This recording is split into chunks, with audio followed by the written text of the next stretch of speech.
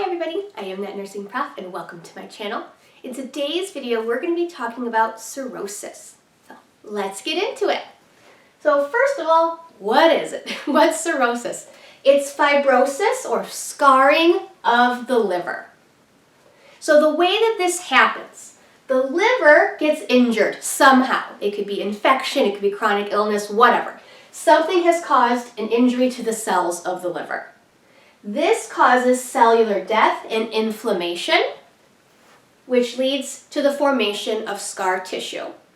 And now at first, that sounds like a really good thing, right? The liver is taking care of itself, it's fixing its issue, and it's creating a patch, okay? It's creating that scar tissue. But if you have a lot of scar tissue in your liver, it can lead to other problems. For example, excessive amounts of scar tissue in your liver decreases blood flow to the area, just like on your skin. When you have a scar on your skin, there's less blood flow to that area of your skin. So there's less blood flow to the liver, or throughout the liver. It decreases the liver's ability to process things, so to do its job. So to process nutrients, hormones, and even toxins. And it also decreases the amount of protein that is produced by the liver. So while it's a temporary fix and it seems like a good thing, over time, if you have a lot of it, it can cause a lot of problems and the liver isn't doing its job as well. Some risk factors for developing cirrhosis include things like excessive alcohol intake, obesity, diabetes, using drugs that are injectable drugs, so illegal drugs that can cause things like hepatitis, and then unsafe sexual practices, so unprotected intercourse, also can cause things like hepatitis, so these are some risk factors. Some causes can include things like cystic fibrosis, hepatitis, Wilson's disease, which is a lot of copper in your liver, excessive iron in your body, having fatty liver disease, or having a structural problem like biliary atresia. When we talk about signs and symptoms of cirrhosis, it's important to know that cirrhosis usually doesn't have any signs and symptoms until it's really bad. So until there is extensive damage to the liver, you're not going to see anything. And once we do have that damage, what are some things we can see? Well, the way you can remember is this nice little memory tool. So scarred liver, because that's what cirrhosis is. So S, the patient might be experiencing spider angiomas or splenomegaly, so an enlarged spleen. C is for clay-colored stools or confusion. A is for ascites, so when you assess them, their tummy will be big and round. R is for redness of the palms. You might have heard of that. That's called palmar erythema, and it's exactly what it sounds like. R is for renal failure. So not everybody who has liver disease also has kidney disease, but oftentimes you do see that. You see that connection where they have both. So the signs of renal failure. E is for early menopause for women, and for men, enlarged breasts, so that gynecomastia. And then D is they are deficient on pretty much every vitamin and mineral you can think of. Why? Because their liver isn't working as well as it should. It's not processing the nutrients like it's supposed to. And then moving on to the liver part. So L is for loss of appetite, which turns into loss of weight, so weight loss. I is for increased bilirubin, which can be manifested with jaundice, so the yellowing of the skin or mucous membranes. And then the other I is for itching. That's because of the toxins, because it's not filtering out the toxins as well as it's supposed to. V, they might have varices, like esophageal varices. E is for edema, typically seen in the lower extremities. And then R is for reduced platelets and reduced white blood cell count. So they're immunocompromised. How is cirrhosis often diagnosed? Well, there's a lot of different things that they do, but the gold standard #1 thing is a liver biopsy. So not only can that be used to diagnose cirrhosis, it can also tell us the extent, so how severe it is, how bad the patient has it. Some other things we can do, a physical exam. So some of those symptoms we just talked about, we might be able to see upon physical exam. Imaging. Imaging is really going to be helpful too because we're able to see the extent of the damage to the liver and if the liver's gotten enlarged. And a couple of just like blood tests and things we can do, checking for those liver enzymes. So your AST and your ALT, they'll be elevated. That's a sign that there's inflammation, so something's going wrong, maybe an infection possibly. That increased bilirubin like we just talked about, which will manifest as jaundice. Decreased levels of sodium. Some people who have their liver failure caused by excessive iron in the blood might have excessive iron on their lab results. And then finally, our blood results might show decreased levels of albumin or decreased levels of clotting factors. So the liver isn't working as well as it's supposed to. Cirrhosis can be further broken down into compensated and decompensated. So that compensated, this is before we have any symptoms. Remember I said when we were talking about symptoms that they usually don't appear until it's gotten really bad. So you can have cirrhosis prior to that, but might not be aware of it. So compensated cirrhosis, there's no noticeable symptoms yet. How do we know if you actually have it? A liver biopsy is the only way you can tell, because typically at that stage, your labs and your imaging, this other stuff we do to diagnose, will be normal. So liver biopsy is the #1 way we can tell.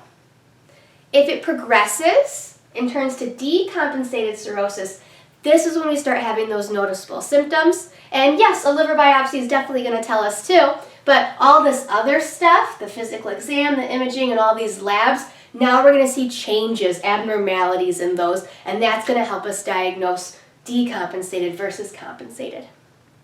When it comes to treating our cirrhosis, it's really going to depend on what the cause is and what signs and symptoms the patient is exhibiting.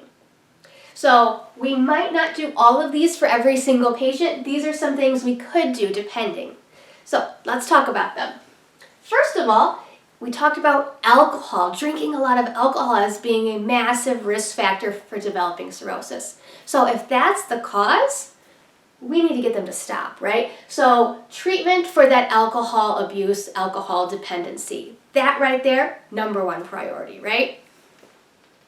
If it's caused by obesity, because remember obesity was one of our risk factors as well, encouraging healthy weight loss. If it's caused by hepatitis, treating that hepatitis, and then doing other things to prevent hepatitis, like practicing good hand hygiene and getting all of your annual vaccinations.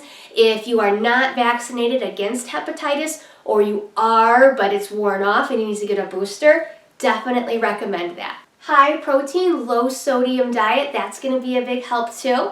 This is going to help reduce the swelling, if that's a big symptom you're having, is those lower extremity swelling, and it's also going to decrease the workload of the heart. And then increasing that protein is going to decrease the amount of ammonia in your body. Remember, part of the liver's job is to filter out toxins, but it's not working as well when you have cirrhosis, so those toxins are building up. So having this type of diet can help reduce those toxins. They'll probably be on diuretics, especially if they have a lot of those other symptoms like the hypertension and the swelling. Lactulose, this is very, very commonly given. If you do any sort of med surg at all in your career and you take care of patients with cirrhosis or liver problems of any kind, they are probably going to be on lactulose. And this medication decreases the ammonia, so it helps with removing those toxins. They might, if they have that ascites, have something called a paracentesis, which is a procedure to remove some of that fluid off the stomach. You're going to be measuring their abdomen, especially if they do have the ascites, because we want to know if it's getting worse or better. Monitoring things like their blood sugars. They're at risk for both hypo and hyperglycemia, so monitoring their blood sugars. Monitoring their labs, like we just talked about, their liver function studies, their bilirubin, their platelets, their white blood cells, everything, right? We want to keep an eye on everything. They're going to be weighed daily and on strict I&O, so we want to know everything they're eating and drinking. And then their output too, looking for those clay-colored stools. We want to assess their stool. Assess for signs of jaundice. We may have to give blood products or vitamin K for blood clotting. Some patients with cirrhosis, especially if they have those esophageal varices, might be prescribed beta blockers.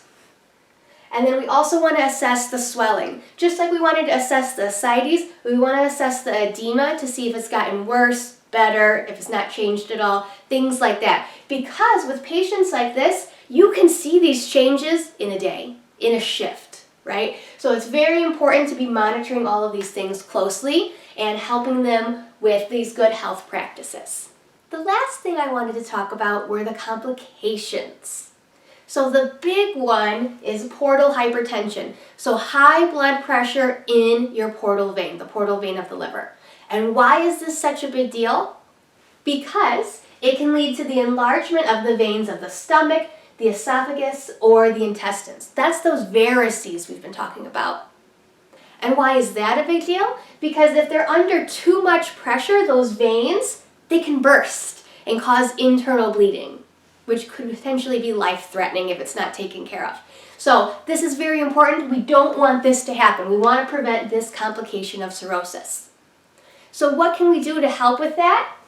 We can use those beta blockers to decrease the blood pressure. Diuretics will also decrease the blood pressure by helping to remove excess fluid volume. And then sometimes people can get a shunt placed, and shunts can redirect the blood flow to decrease the overall pressure in that portal vein. And then the second complication I wanted to talk about is confusion. So sometimes people, usually with end-stage cirrhosis, can act very confused or have other like mental status changes. And what is causing that? The buildup of the toxins, the ammonia. Their body is not getting rid of it fast enough. They have too much in their bloodstream. So it's causing those confusion, causing that mental status change. So the treatment for that is lactulose. Lactulose helps reduce the amount of toxins in the body. So these are just two big complications. There are other complications like the jaundice, the ascites, the edema. Those are significant as well. But these two specifically are the ones that we're afraid of, are the ones that we don't want to see. And when it comes to prevention, avoiding alcohol, eating a healthy diet, getting vaccinated, especially against things like hepatitis, good hand hygiene and safe sex practices, that is what's going to help prevent you from getting cirrhosis in the first place. I hope you found this video helpful. Don't forget to like and subscribe. If you have any questions or comments, please let me know. And if not, I'll see you on the next one.